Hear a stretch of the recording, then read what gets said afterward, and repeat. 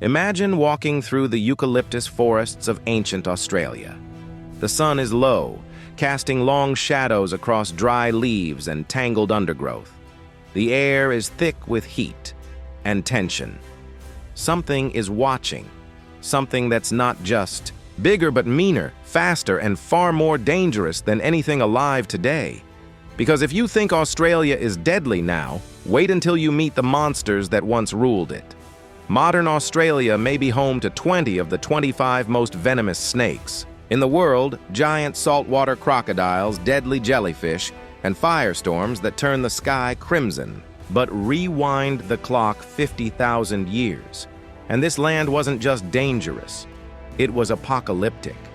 A savage ecosystem, honed by millions of years of isolation that produced some of the most nightmarish creatures to ever walk, swim, or slither across the earth. Let's begin with the beast that looks like it crawled straight out of your nightmares, the quinkana. This wasn't your average crocodile. Quinkana wasn't lurking in the shallows. It was built for speed and violence on land. Its legs lifted its body high above the ground, a rare trait for crocs, giving it the ability to sprint like a greyhound.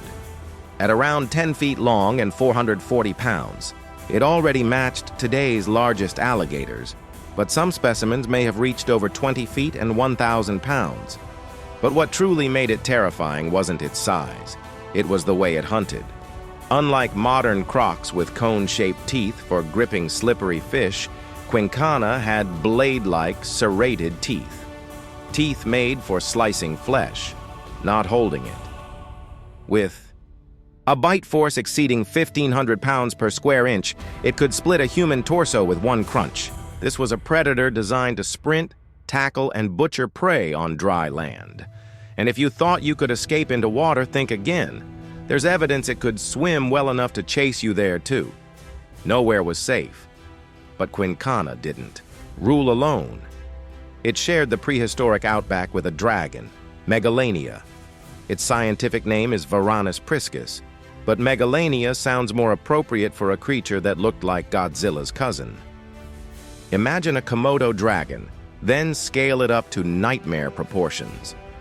At minimum, Megalania stretched 11 feet and weighed 350 pounds, but the largest estimates suggest it grew to 26 feet and over 4,000 pounds, 2 tons of scale, muscle, and murder. Its claws were hooked and sharp. Its limbs were thick, powerful, and unrelenting. Its teeth, recurved and razor-edged, hooked into flesh and tore it apart. It likely delivered venom similar to modern monitors, causing paralysis, blood loss, and shock. And here's the kicker. Megalania may have been able to climb. Paleontologists believe its claws and limb structure suggest it wasn't just a ground stalker. It could have ambushed prey from trees. Imagine a 2-ton venomous lizard dropping on your back. But even that wasn't the end of it. Ancient Australia was home to Wonambi, a giant constrictor from the extinct Madsoidae family. Up to 20 feet long and built like a muscular pipeline of death, this snake didn't kill with venom. It crushed, ripped, and shredded. Unlike modern pythons with flexible jaws, Wonambi had a rigid skull and sharp, backward-facing teeth. It couldn't swallow large prey whole, so it adapted by tearing it apart first. Some fossilized vertebrae show injuries that may have been inflicted during these brutal constriction events. Death by suffocation would have been a mercy. With Wonambi, it was death by blood loss, trauma, and muscle failure. And these weren't isolated encounters. Madsoid snakes roamed ancient riverbanks, forests, and plains. If you weren't watching your feet or the trees, you were prey. Simple as that, and just when you think it couldn't get worse, the mammals show up. Enter Thylacoleo carnifex, the marsupial lion. This predator didn't pounce, it ambushed. Weighing up to 260 pounds and roughly the size of a small lion, Thylacoleo wasn't built for the chase. It was built for the kill. Its skull was short and thick, a structure designed to generate maximum bite force. Pound for pound, no mammal in history bit harder. Its teeth weren't ordinary either. Instead of classic canines, it had stabbing, incisors and shearing premolars shaped like cleavers, teeth that could punch through bone and slice through muscle with horrifying efficiency.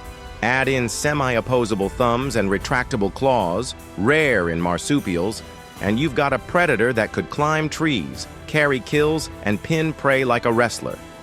It didn't just kill, it executed. Fossils show Thylacoleo may have dragged carcasses into trees to avoid scavengers. If true, that means it hunted with intelligence and strategy. Imagine trekking through prehistoric bushland, unaware that a lion-sized assassin might be watching from above. Or worse, waiting. But in Australia, even the herbivores were nightmares. Meet Diprotodon, the largest marsupial to ever live.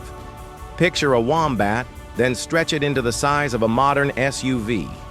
Weighing over 8,000 pounds and standing more than 6 feet tall at the shoulder, this furry bulldozer didn't need to hunt to be dangerous. It just needed to walk in your direction. With massive jaws and teeth capable of chewing through thick vegetation, or bone if needed, Diprotodon had the power to crush a human with a single stomp, and its sheer bulk made it nearly invincible to smaller predators. Even today's elephants would think twice before challenging this tank on legs. If you crossed paths with one in a tight canyon or undergrowth, your best bet was prayer. And then there were the birds. Australia still harbors the cassowary, a creature capable of disemboweling a human with one kick. But the ancient skies and plains were home to Genyornis, a thunderbird-like bird over 6.5 feet tall and weighing over 500 pounds. It couldn't fly, but it didn't need to. With massive legs and a deadly beak, Genyornis may have defended its territory and chicks with lethal force. Fossil evidence and burn marks on ancient eggshells suggest early humans may have hunted them or stolen their eggs. If so, they likely learned the hard way that giant birds don't forgive or forget. This was the brutal reality for early humans who arrived in Australia over 50,000 years ago. They didn't just face a harsh environment, they stepped into a living gauntlet of giant predators, venomous reptiles, and prehistoric death machines. And yet, they survived. Not just survived, they adapted. They built tools, formed tribes, passed down knowledge through stories and songs. In a land ruled by monsters, humanity carved out a place and eventually outlasted them. Many of these incredible creatures vanished during the late Pleistocene extinction event, likely due to a combination of climate change and human activity. But their legacy lives on. In fossils, in bones, in the very DNA of the animals that remain. Prehistoric Australia wasn't just a forgotten world, it was a crucible, where evolution ran wild and only the fiercest survived. And though the monsters are gone, their shadows still haunt the landscape, the forests, the rivers, the rocks. And now, your imagination. If you've enjoyed this journey into Earth's wild and ancient past, make sure to like this video, leave a comment with your favorite prehistoric beast, and subscribe to Extinct World for more awe-inspiring adventures through time.